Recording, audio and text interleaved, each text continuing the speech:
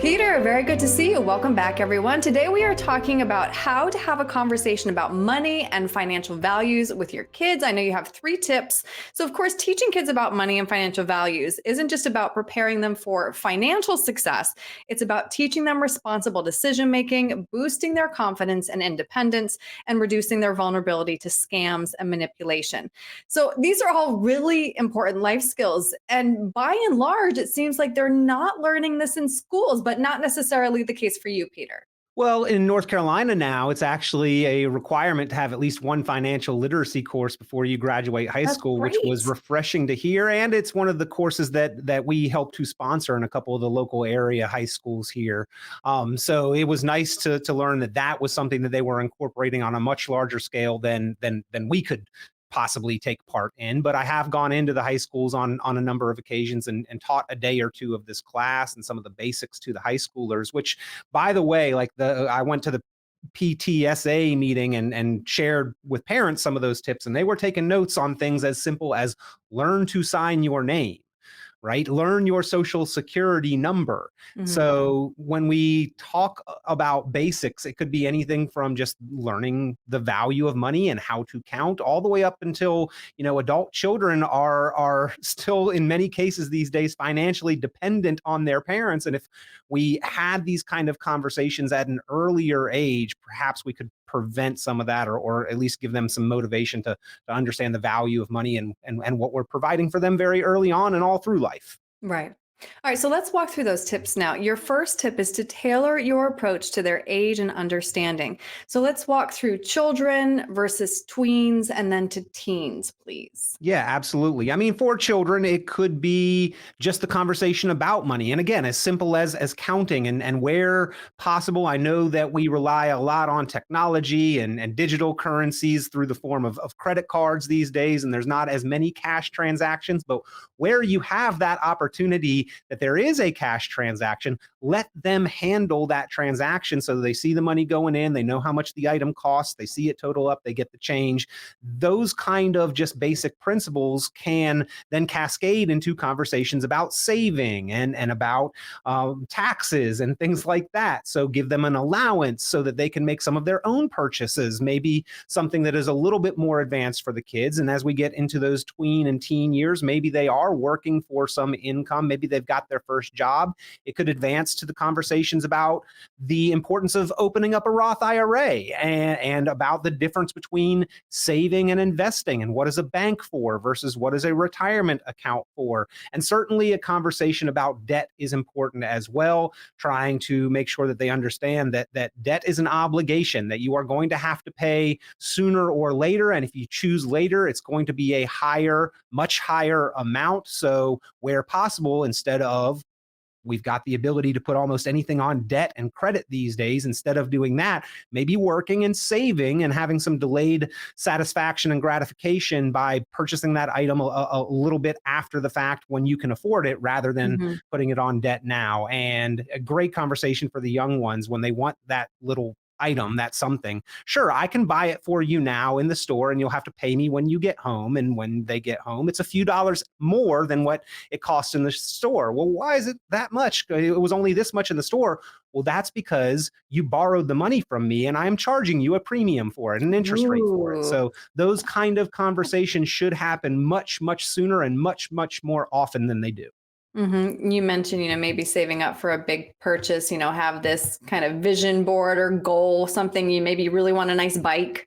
Right. Yeah. Or a video game system, or a new video game. Right. That's big for a lot of these kids these days, is that they want the latest, greatest system. Well, you may be stuck using that older, outdated system for a little while, maybe a couple birthdays, maybe a few chores around the house, until you can save up enough to buy half or pay for all of that item. And the conversation between what is a need and what is a want is also very important part of understanding these things as well. And that brings us to point number 2, which is to use everyday opportunities to teach. So this is when you're walking through Target with the kids versus, Yeah. and they talk about what they need, right? Versus what Right. they Oh want. yeah. The kid needs everything, right? They need that toy, that stuffed animal, that new game. And speaking of games, like playing games with kids may be a good everyday opportunity. Monopoly, Life, things that we used to play around the kitchen table as a family really did have some financial value and understanding.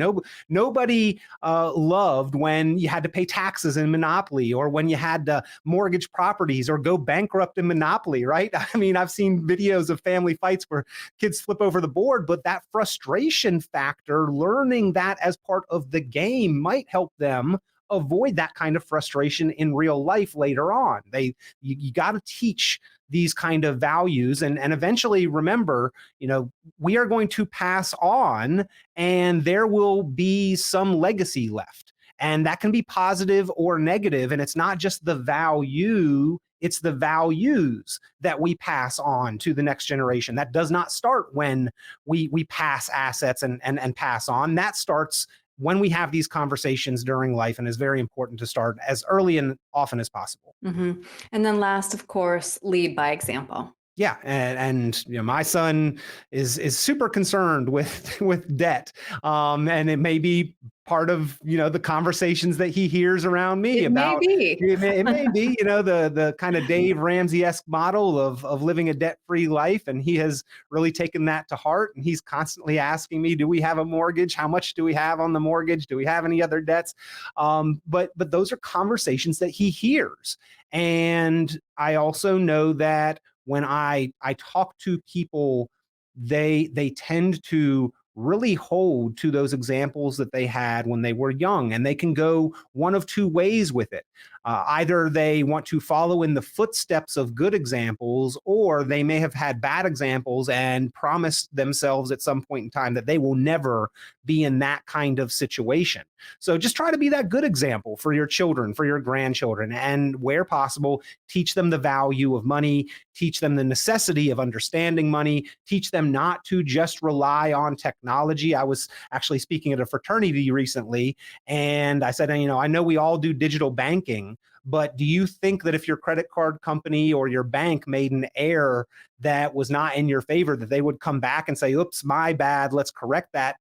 And they thought that they would. No, they absolutely wouldn't. In fact, the banks made, I think it was like $6.4 billion in 2022 off of overdraft fees, non-sufficient fund fees, and ATM transaction fees. So that is a lot of money that's going out of our pockets to the bank's pocket, just because we don't have that firm grasp on our finances. We got to teach that at a young age and reinforce it throughout a lifetime.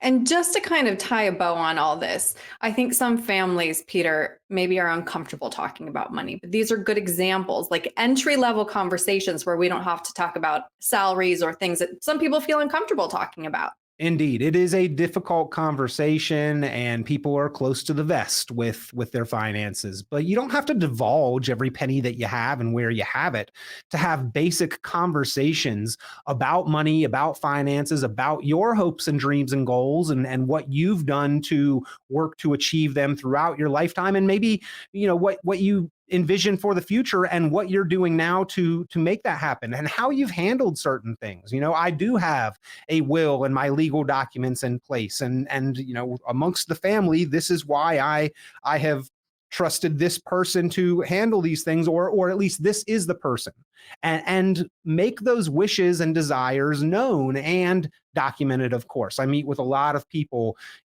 retirement age folks who still have not done those legal documents. That is an important part of this conversation as well, is that you've documented wishes and goals that you have with your money. So I'm glad we had this conversation, Peter. I know this has been on your list of topics that you wanted to do for a while. So this was great. But if somebody wants your help to get the ball rolling with the conversation with their family, how can they reach you? Yeah, give me a call, 919-300-5886, 919-300-5886. And actually, one of my favorite things is a multi-generational planning session when parents bring in their children or their parents, when individuals bring in their parents as part of that conversation so that everybody's on the same page within the family. Guess what? It is not just a factor of 1 + 1 = 2. It is an exponential factor that benefits the entire family when you have these kind of conversations. So yeah, give me a call if you have not had that, if you would like a list of things to discuss with your child, with your teenager, with your college age, or with the person who's just starting a job. I've got a list of bullet point items to have conversations about. It's not exhaustive, but it can be good groundwork for having those conversations. Great. Well, Peter, again, thank you so much for your time today. I really appreciate it. Always a pleasure, Erin. Thank you.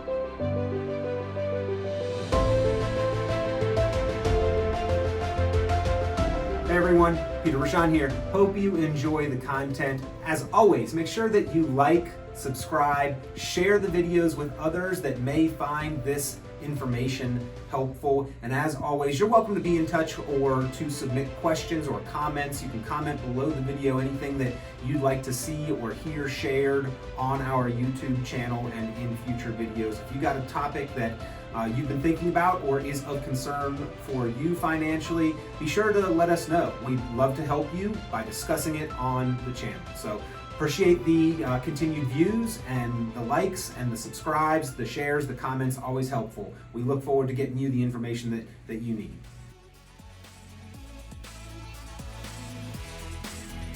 This has been Planning Matters Radio. The content of this radio show is provided for informational purposes only and is not a solicitation or recommendation of any investment strategy. You are encouraged to seek investment, tax, or legal advice from an independent professional advisor. Any investments and/or investment strategies mentioned involve risk, including the possible loss of principal. Advisory services offered through Brookzone Capital Management, a registered investment advisor. Fiduciary duty extends solely to investment advisory advice and does not extend to other activities such as insurance or broker-dealer services. Advisory clients are charged a quarterly fee for assets under management, while insurance products pay a commission, which may result in a conflict of interest regarding compensation.